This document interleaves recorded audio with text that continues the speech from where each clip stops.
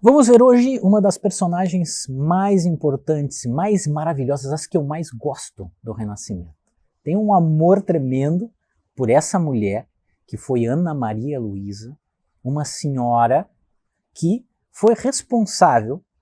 por tudo aquilo que a gente visita hoje nessa cidade-museu extraordinária que é Florença. Ou seja, esse museu a céu aberto, essa quantidade enorme de obras magníficas, de escultura, pintura, frescos, nada disso seria possível, de alguma forma, se não fosse essa grande mulher que foi Ana Maria Luísa. Então, em momentos de empoderamento feminino, nada melhor do que podermos conhecer um pouco mais sobre a história e a vida e os feitos extraordinários dessa mulher que foi a eleitora responsável pela proteção de todo o patrimônio cultural, histórico e, óbvio, artístico dessa cidade maravilhosa, berço do Renascimento, que foi Florença. Então, Ana Maria Luísa de Médici, ela com 70 anos, após a morte do seu companheiro, ela vivia na Alemanha, sendo muito adorada e respeitada, né, pelos seus súditos, ela viaja de novo à sua cidade natal, também por ocasião da morte do seu irmão, e a partir daí começa a movimentar essa ideia muito interessante que foi focada,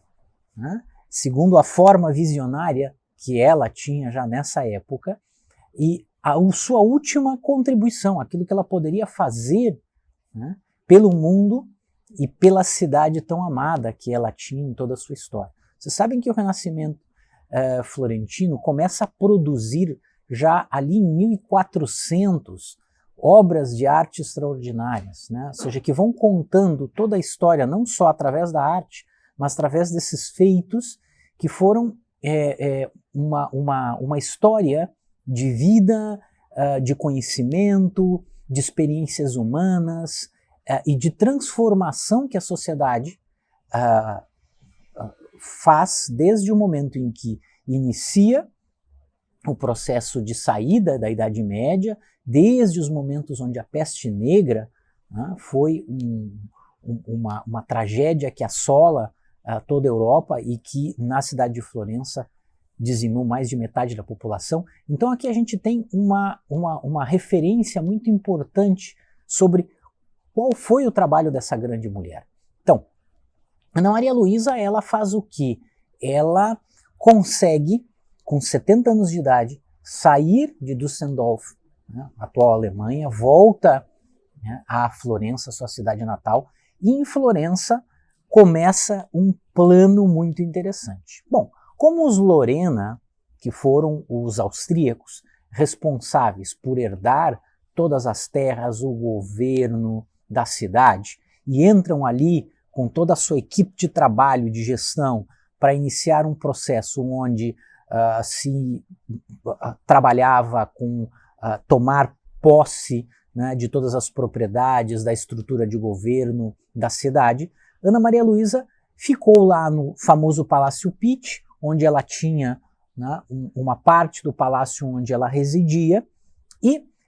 a única coisa que lhe restou foi a administração, de alguma maneira, do Palácio Pitti, da Galeria Uffizi e das suas obras de arte. Então o que ela faz? Ela começa a catalogar todo esse material, tudo que existia de obras de arte, pintura, escultura, tanto dos renascentistas, quanto um acervo extraordinário também que existe lá de obras clássicas, greco-romanas, né, de toda essa época, que eram trazidas a Florença, porque Florença investia muito, se ocupava muito e tinha uma admiração muito grande, né, e amor pela arte, pela escultura e pela pintura. Então, tudo isso foi sendo resgatado por Ana Maria Luísa.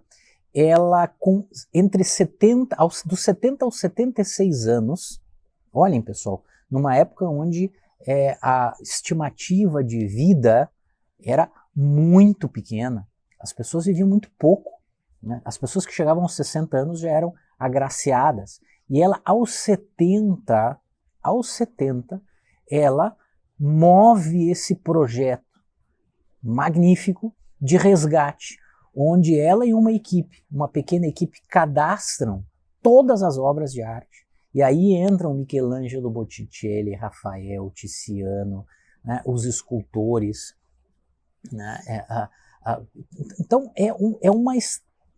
extraordinária movimentação linda que ela faz de catalogar todos esses materiais. E ela, então, de comum acordo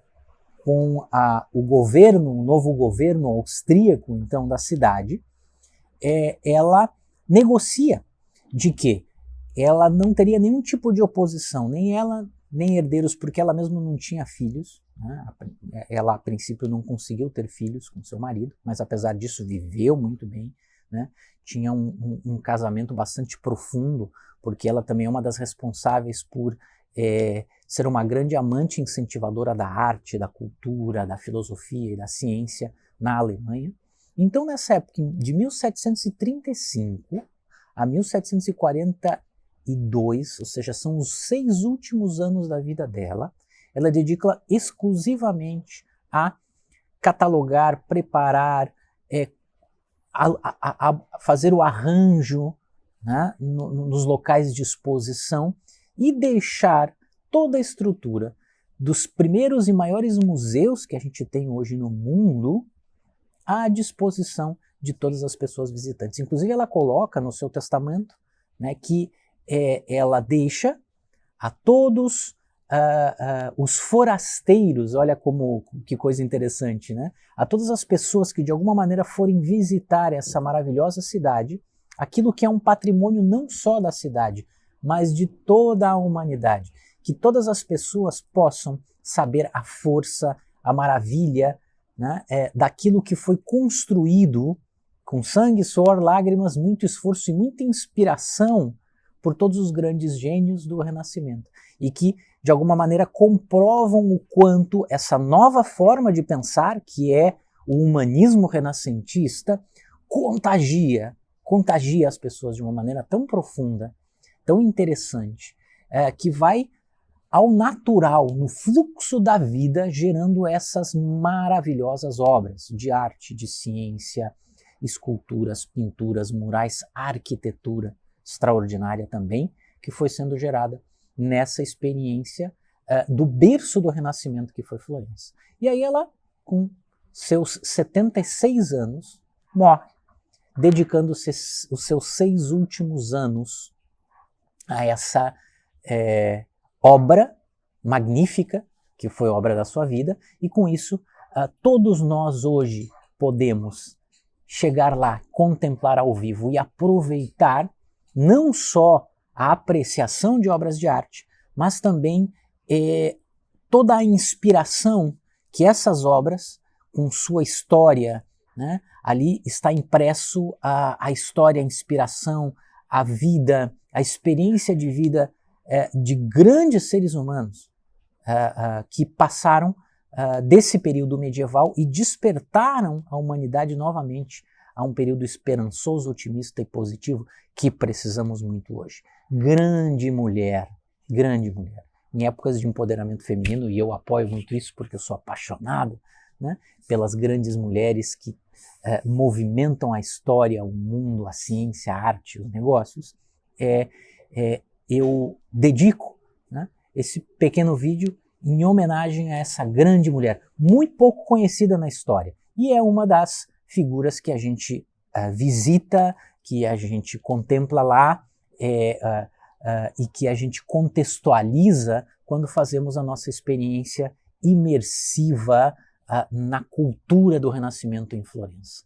Não perca essa oportunidade, se informe mais aqui no nosso canal, se inscreva também e a gente vai conseguir criar essa grande corrente do bem, que é uma corrente que mobiliza